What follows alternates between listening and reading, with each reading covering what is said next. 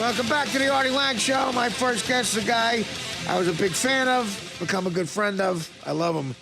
The great Jackie, the joke man, Martling, the legend. What's up, brother? I love you. Thanks for having me here, Mike. I hope you trust me. No, I do, Jackie.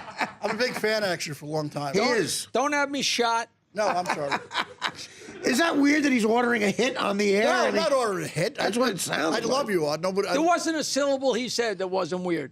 I have a great joke, but I want to say There wasn't a syllable. I have a story. You know we're on regular radio. So. My whole life, I always had to go to the bathroom. Yeah. I would eat, and I'd be in a hurry, and I'd run out to a gig or run out to whatever. With gigs, it's really hard to But not even gigs, just run out to go to the bar, and I would just be on the run because I was very hyper, so I always had to go to the bathroom. So I could go to the bathroom anywhere. Did you ever have to leave the stage during a set? No, to take a leak or take a dump? I've done worse. But that's not the story. So the guys in my band in college, like all of a sudden they'd see me go to the bar and grab a handful of bar napkins. And they'd be like, oh, there he goes.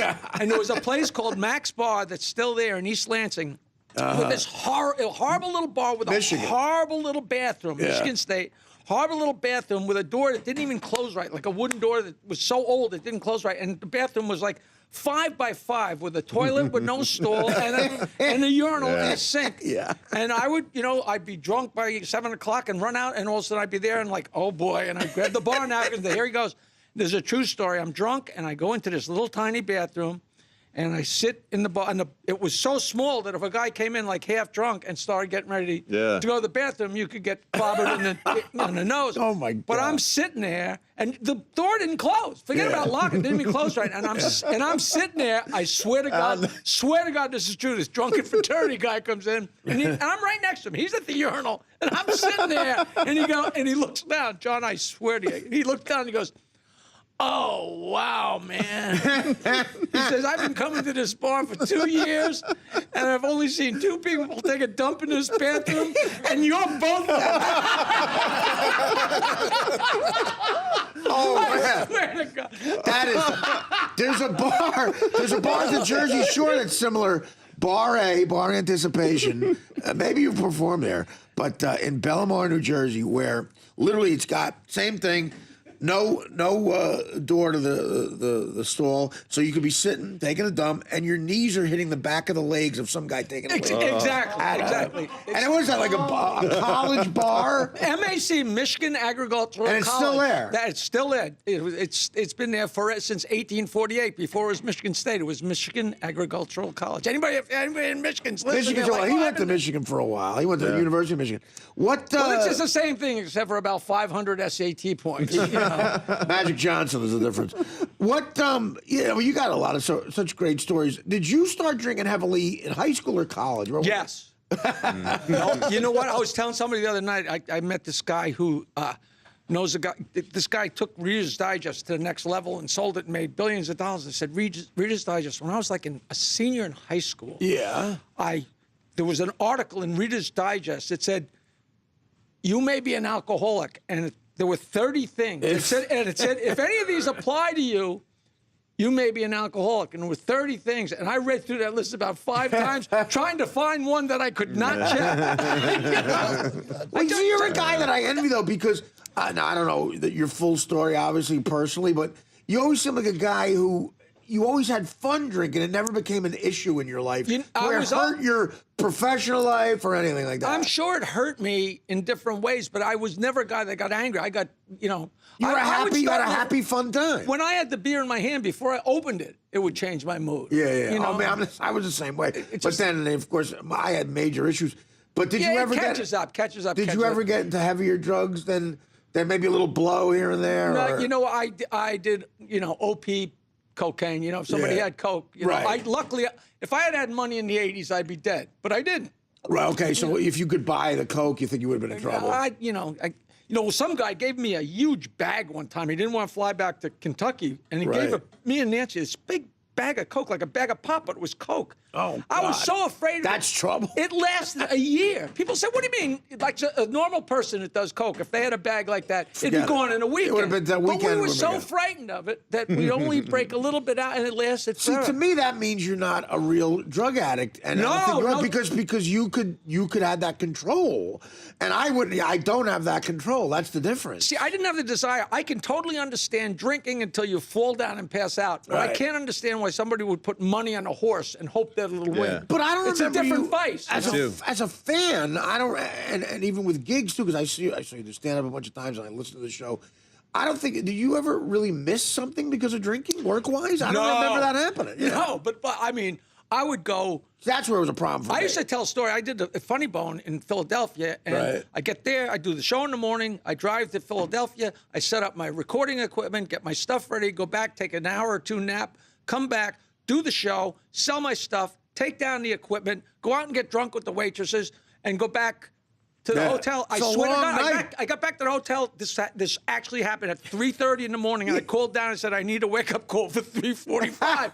They said, it's 3:30. I said, yeah, but if I close my eyes, I won't get up. As a comic, especially with our schedule too, with this morning show, I've done similar stuff. Yeah, Right, I had to leave at 3:45 Right.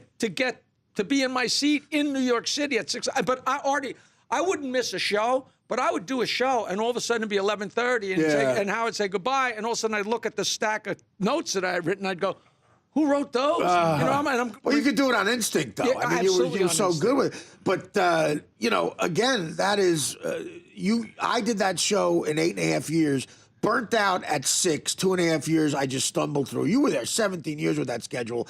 To do it with stand-up, that's a lot of work. But, I never missed, because I knew if I ever missed a show, Right. then I'd either have to stop doing the stand-up or stop drinking. I'm damn well going to make sure I'm in that seat so I don't have to pay back. Right.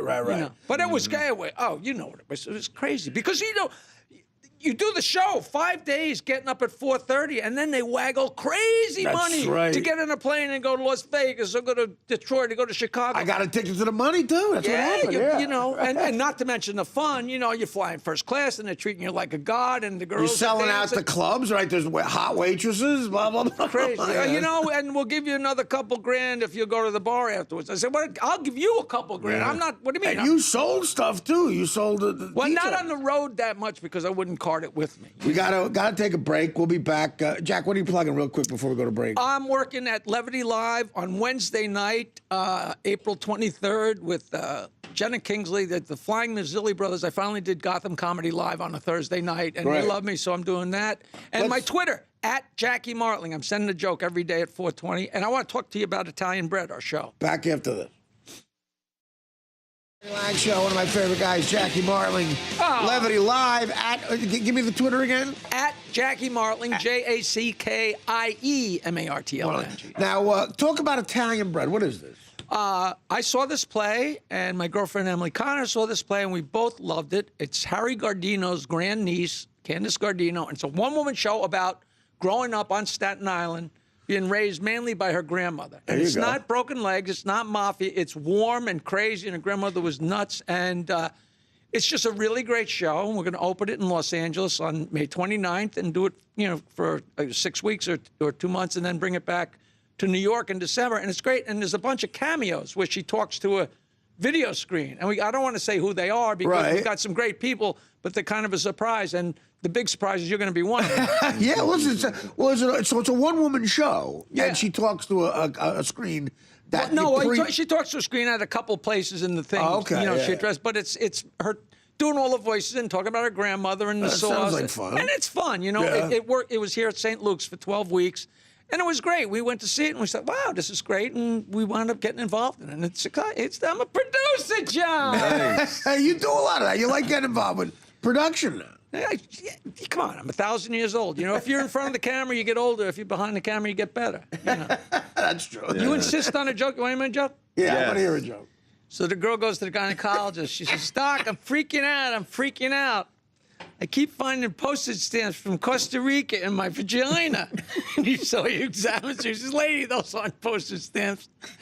Those are the stickers from bananas. Now John is talking about we got to get past it. John's talking about how he's uncomfortable because he doesn't know who he's supposed to kiss and who he's supposed to hug. And I know that's a little bit weird. I kiss everybody. Well, you're talking about society's mores.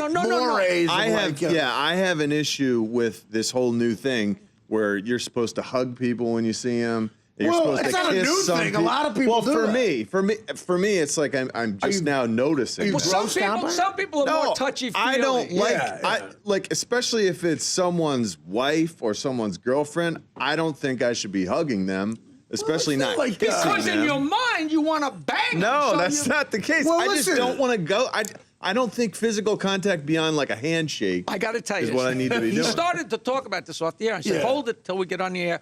When I was in college in Michigan State, and my roommate was from Livonia, Michigan. And he was, I don't know whether he was one of the Slavic background. And his parents came to visit for the weekend. And they came up to visit, and they couldn't have been nice, so I loved them. And first of all, his father says, how's your weight? And he said, 168. He said, oh, yeah. A little. I'm like, your weight? My father didn't even know if I was alive. How much you weigh? And then he goes to leave. Not his mother, his father kissed him on the lips. The lips. I'm still. That's odd. That's I'm odd. still, when somebody talks about who to hug, I'm like, Yeah. I never got, I was like, you on the lips? See, I come from don't an think Italian family. Not a lot of tongue. Not a lot of I come from an Italian family. My uncles, the guys who were the other night, will kiss on the cheek. You know, that's an Italian, maybe an affectionate thing, but the lips. Before, after, I have never ever seen it again. I don't know. Maybe it was an accident. Wait, you kiss your uncles on the cheek? On the cheeks, yeah. Oh my! See, that's really. That's a very bizarre. Italian thing. That's a great thing. That's a great thing. No, that's a great That's thing. what they do. So That's you what they kiss. do. You Do you kiss, do that, Mike? You kiss Italian people males. kiss you right in the cheek, right on the But And do they do that in your females. family? Mike just wants the action. No, hell yeah. Well, but they can't get Mike to return a phone call to his family.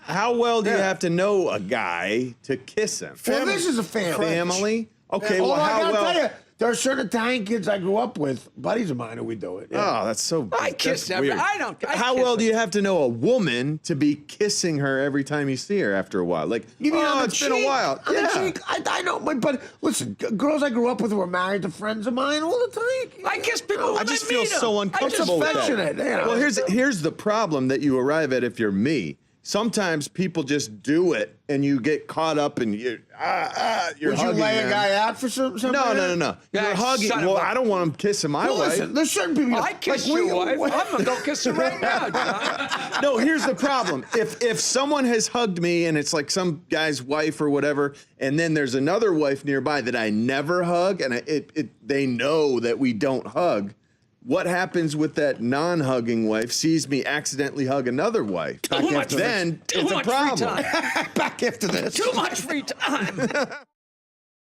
Welcome back to the Artie Lange Show. Jackie Martling here. Twitter at Jackie Martling. We were talking about this in like the early 90s if Twitter was around. How much fun would you have been having with that, man? You know, it was so funny. Every time they talked about Stern Show, we had 8 million listeners, then we had 10, then we had 15, then we had 20. Every time somebody asked, we had another 0. Right. But there really were an ungodly amount of people, and I can't imagine if those people could have communicated with each other, with Twitter and my Facebook. God. It would have been.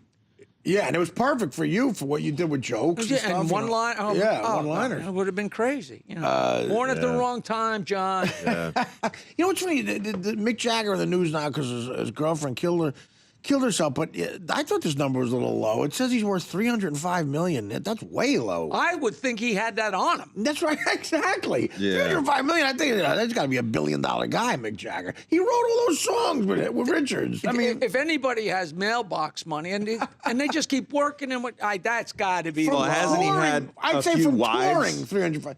Hasn't he had a few wives? who Yeah, probably but still, took- I mean, you're talking about a guy. Major worldwide tours where I just saw Let's Spend the Night Together. That's too low. That's Yeah, too... it's got to be. He's Well, gotta how be crazy is the world if we're like 300 million? That's all he's got. Where is Well, it? listen, with taxes, that means he made 600. But you're talking about the Stones touring alone. I'd say is 300 million. Yeah, publishing rights and everything. Forget about them That's too crazy. because they wrote those. Did you ever have a song that you wrote that got you publishing money? No, not No. really. Not really. That's free money, man. That's crazy mailbox money. Yeah. Crazy mailbox money. You know, they're getting a few dollars from Sound Exchange for them playing stuff on Raw Dog. I love that. I mean, it's like, whoa. That is the best Every thing month ever. I forget. I'm like, oh. I know, isn't that great? And it's like they treat it like songs, the jokes, you know? It's like Monopoly, bank error in your favor. It's like, whoa, Right. you know, ka-choom. Also, once now as a comic, you could see how easy it was to be corrupt with payola back in the day. They're treating our bits like songs. You just say a DJ, here's a few $100, play this guy's music, and forget about it. If it becomes a hit, You know, hey, pal. Yeah. You know, the more you read about that, it's a miracle. You know, Frankie Valli, when I met him, he said, yeah, we sold 1 million records. You know what that means? That means we sold 15 million. You know what I mean? Well, exactly, yeah. I mean, but they, you know, now there's a whole new thing where, bro, did you see Jersey Boys? Did you see that? 5 times. You know, Yeah, I it's love really it. good. I really love it. What was your favorite music growing up? Were you a guy? When I go to see Jersey Boys, it's like, Was that your music? I was like, well, that's the song that I made out with somebody to, and that's the song I got in somebody's pants to, and that's the song I felt somebody else. I mean, that just It's that chronicled my music. whole- Yeah. But I love all that stuff and all the Motown from going to Michigan State. I mean, I love it all. I always tell people the last album I bought was Chicago 2. You know, anything that happened after that, you know, to me, Madonna was the new person. I don't know anything. Well, that's true. I Yeah, was full. I didn't need any more. I had the Eagles, I had Chicago, I had the Beatles, The and I had Eagles, all the forget Motown. Who needs any more? Yeah. Jack, always great to have you on, brother. I love Come coming back to here. anytime. You're hilarious. At Jackie Martling, and when you at Levity Live? April 23rd, Wednesday night with Jenna Kingsley. One big show, 8 p.m. in West Nyack, New York. Come out. West Night. Oh, and I'm doing Lenny Clark's Brothers Club, the 2nd and 3rd. Mike Clark. I know Mike. He's a good Giggles guy. and Sawgus. Oh. Giggles and Sawgus. Come back anytime, brother. I love you. Thank you, The Johnny. great Jackie Thank Martling. you. At Jackie Martling. Back after this. The Artie Lange Show, weeknights on Audience, only on DirecTV.